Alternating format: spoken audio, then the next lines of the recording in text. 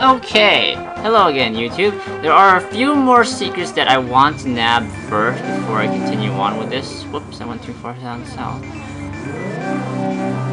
The top of this pyramid brings us to the Hyrule Castle Keep. Or the doorway to the Hyrule Castle Keep. Which, if you note, is locked now. We cannot open this door whatsoever. So let's just use our flute. And because there is one secret I believe I forgot. And I should have noted that earlier. Oops. Well, whatever. So, oops. Don't want to touch the spikes, the cactus spikes, because that's bad for your health. Very bad for your health. Let's go through here. Okay.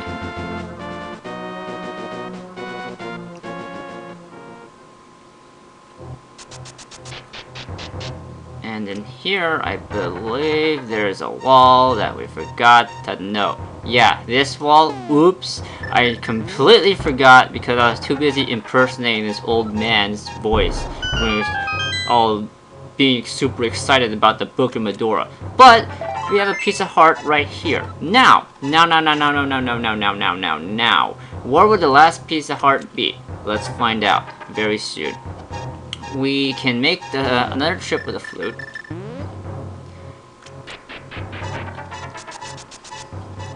To play another minigame. We have to play one minigame in order to nab this piece of heart, but let's go be on our way to Kakariko Village. We want to go to the Dark World to access the Village of Outcasts. Do you remember that maze game we played on part 2 of the Link to the Past playthrough? If you did, congratulations, but if you don't, it is on the southern edge of the map, right around over here-ish, and instead of a maze game, we play a game where we dig treasure up with a shovel. Now, one of the treasures that we can dig up is a piece of heart, so, like this treasure chest game, it's all dependent on luck, and I am not liking that. So we're gonna have to decide, well, but we're gonna have to find out how many other takes we're gonna have to take with this. I will demonstrate one attempt through with the game. If I don't get the piece of heart with that one attempt, then I will off-screen all the other attempts before we find the piece of heart itself. So this could take a while. But let's go play this game. Welcome to the treasure field. The object is to dig as many holes as you can in 30 seconds. Any treasures you dig up will be yours to keep. It's only 80 rupees to play. What do you say? Then I will lend you a shovel. When you have it in your hand, start digging. Press the Y button to dig. So, it could be in any one of these random patches of dirt, and we only have 30 seconds to dig up as much as we can. So this could be bad because, you know, like, it could be anywhere. It could be in any one of these patches of dirt. And this is the problem with this game, why I don't like it, because it could be in any single one of these patches. And of course, you gotta dig in the right patch, because if you dig in an already dug patch, then you waste time. And then, you know, in this case, time is money, quite literally. So, game's over, now time's over, and we're going to have to attempt this several times over again. So, I will see you guys later when we finally do get the piece of heart. But I'm just going to keep attempting this until we get the piece of heart for this game. So, yeah, it's only 8 rupees to play.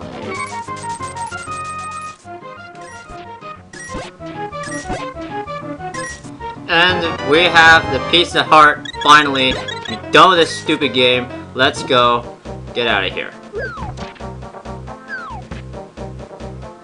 Okay, so with that in mind, now we have all 20 hearts in the game. Now, there is one more trip that I want to make. Let's go warp to Death Mountain.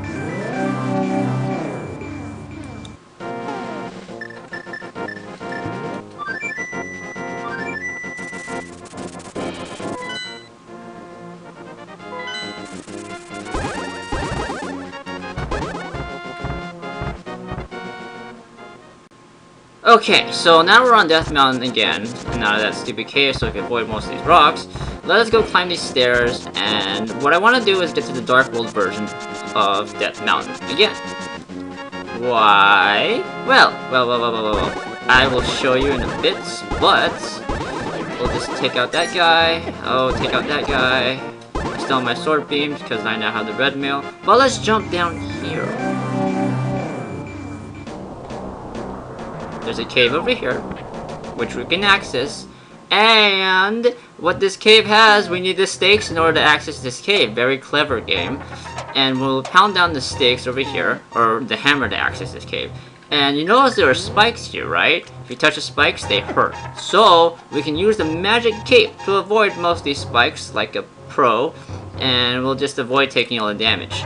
Since I have 20 hearts, I can pretty much go through all the whole cave. I think this will do about like 10 or so hearts of damage. Maybe 12 actually. And we have pots full of hearts over here, right there. So what does this give you? This gives you the Cane of Burnout. If you swing it once, a ring of light will protect you. What this means is that you get invincibility when you activate the Cane of Burnout. In fact, let's try it.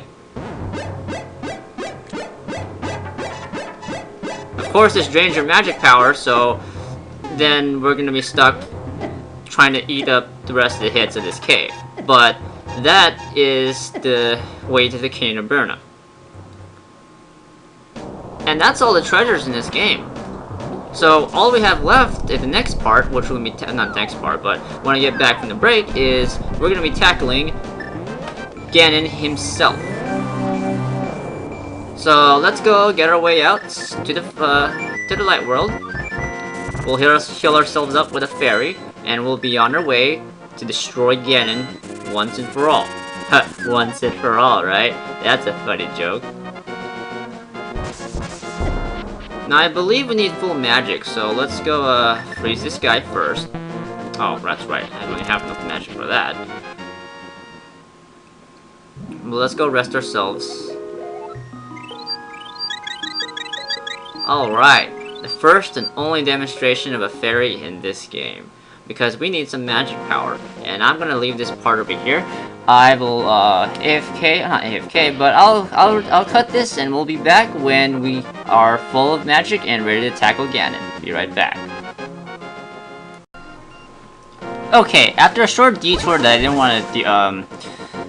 want to take in order to restore my magic power, I am now full on magic. There are certain enemies and certain trees that you can charge into. Certain enemies you can kill, and certain trees you can charge into for magic power, and that is exactly what I did. So now that I have full magic power, because you need magic in order to fight Ganon, let us go take on Ganon for the final battle of the game.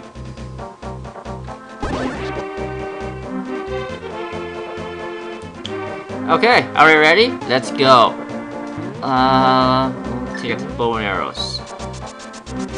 The fight is separated into two parts. So we drop down, let's get a preemptive strike on Ganon.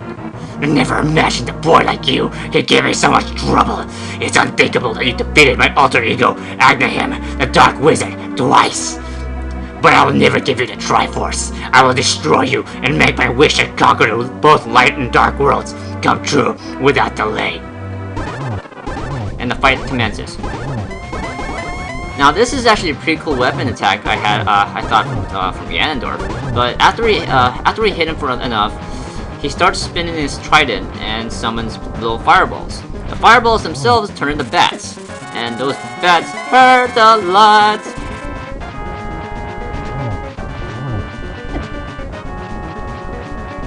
Okay, so I got beat up quite a bit from those bats, but let's keep going. Okay, keep your distance so that the bats don't swarm you, and there you go. So now he's done with this part of the fight and goes to the second phase. He teleports all over the place. You gotta pressure him really quickly so he slams the floor and these tiles drop. If you don't, he will summon more of the bats in a different way, but he'll summon more bats, and that's not what you want, because those bats hurt, as you saw. Okay, so You are doing well, lad, but can you break through the secret technique of darkness? And God! So, we hit him, now this starts phase 2. You hit him once, and you see how he froze blue, right? When he's frozen, you nail him with some arrows. But see, this is what he talks about the secret technique of darkness. When all the panels on the outer wall of the floor are gone, the screen goes dark, and you have to light these torches. This is why we need magic to fight Ganon. So now we basically have to go hit him, follow him around as he teleports, hit him, freeze him, shoot him. You can pretty much hit him for about 2 cycles every time the torches are lit. But since I got a preemptive hit on him, he is dead.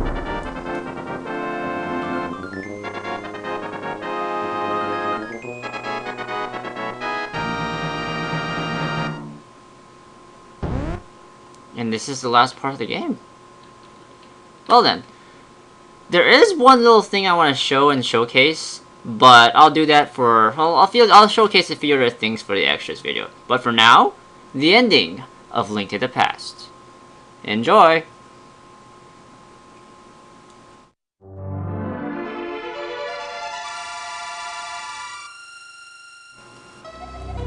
Welcome, Link. I am the essence of the Triforce.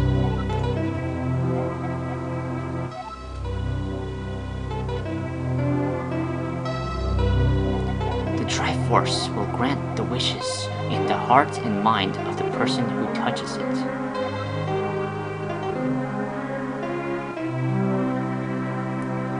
If a person with a good heart touches it, it will make his good wishes come true. If an evil-hearted person touches it, it grants his evil wishes.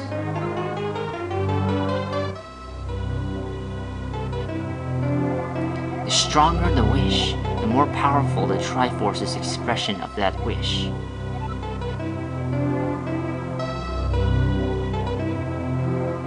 Ganon's wish was to conquer the world. That wish changed the Golden Land to the Dark World.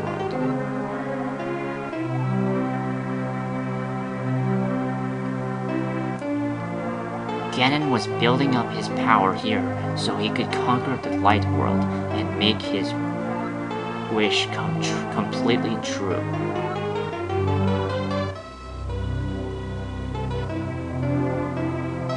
But now, you have totally destroyed Ganon. His Dark World will vanish.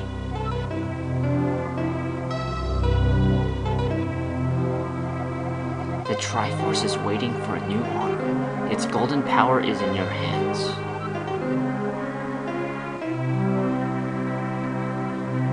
Now, touch it with a wish in your heart. I find it interesting that the Triforce Chamber was right under the pyramid the whole time. And that is Legend of Zelda: A Link to the Past.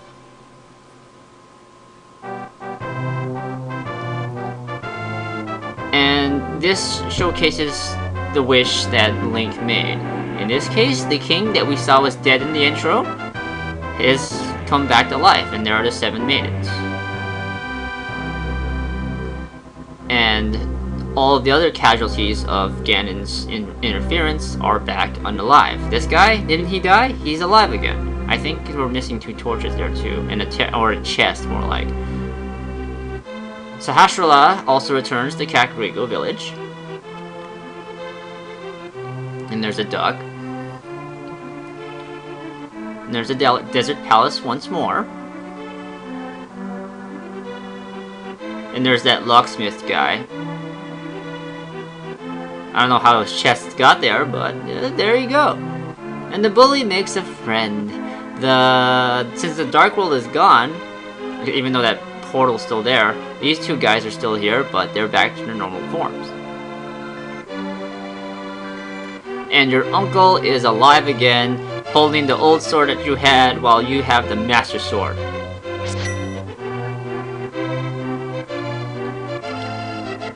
Meanwhile, at Zora's Waterfall, the flippers are still for sale.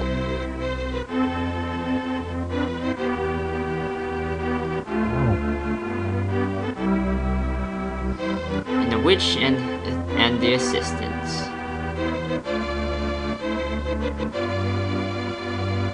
We never really visited this magic shop very much because I never really found a need for potions in this game. Fairies pretty much accomplish what the most of what you need from potions. The only potion you possibly would need is the magic potions if you're managing your magic very poorly, or you're not managing it very well, I don't know. But the Flute Boy is alive again because the Dark World vanquished again. I'm guessing the old man's happy that his son's back. Meanwhile, Venus, the Queen of Fairies in the Wishing Well, has her own scene here. We should thank her very much for maxing out our bombs and arrows. And the Dwarven Swordsmiths over there in the smithery, we should thank them as well for tempering our Master Sword to make it more awesome. Meanwhile, the bug-catching kid... Oh yeah, I forgot about that guy in the red hat. Oops. I should have visited him again. But the bug-catching kid is alive and well and has fully recovered. And I assume that means we've also returned our bug-catching net to this kid.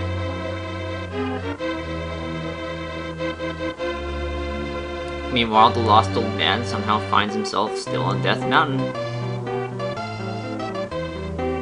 I don't know what he was doing all the way up here or how he managed to climb all the way up here. This guy's slow. How did he manage to get up here?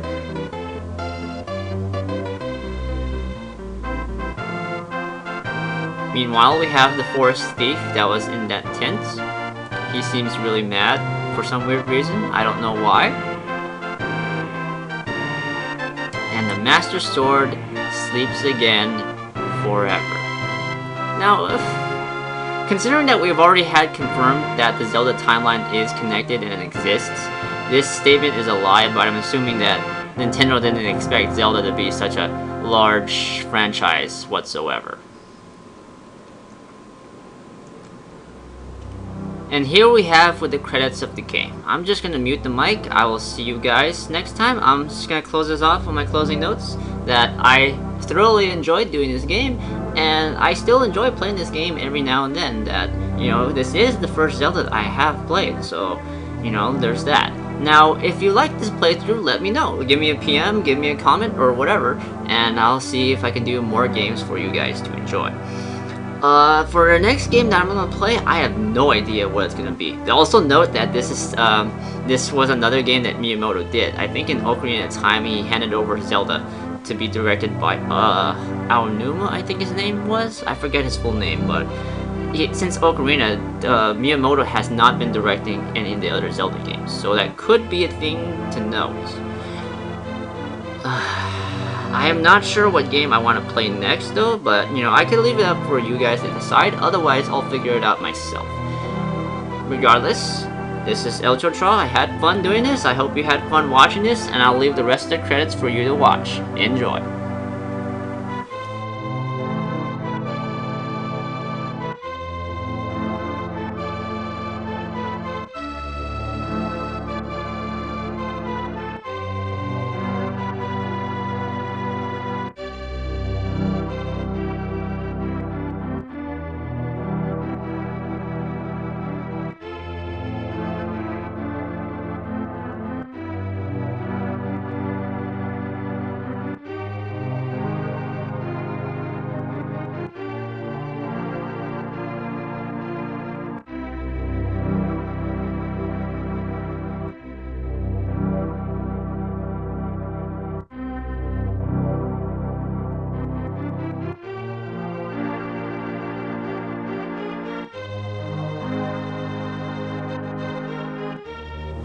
I also want to note that Koji Kondo did the music for this game as well. This guy was infamous for doing a lot of the music, and I believe he still does the music for Mario. But he stopped doing Zelda stuff a while back, I think? I'm not entirely too sure, don't quote me on that.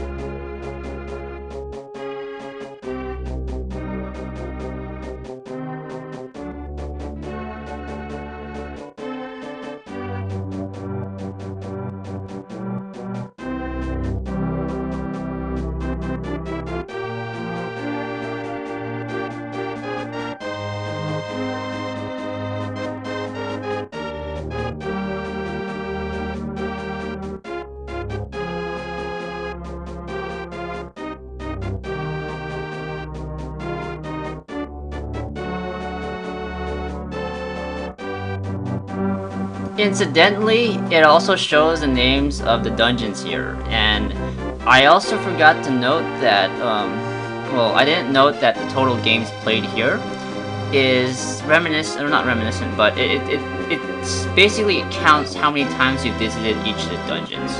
But in this case, I didn't make any revisits in the dungeons, so it says total games played 0. If you restart in a dungeon or revisit the dungeon itself, then I believe it counts as another game played. But regardless, this is Eltrotra with Link to the Past. There are the names of the dungeons there that I was going to note as well. But as I said, I thoroughly enjoyed doing this, and I hope that you enjoyed it as much as well. So that's it for Link to the Past. I will see you guys next time. I may or may not revisit the Game Boy Advance remake to visit the extra content with the four sword dungeon, but we'll have to see for ourselves. Regardless, Eltrotra signing off. Make sure to like, comment, and subscribe, and I'll see you guys next time for whatever I'm going to play next.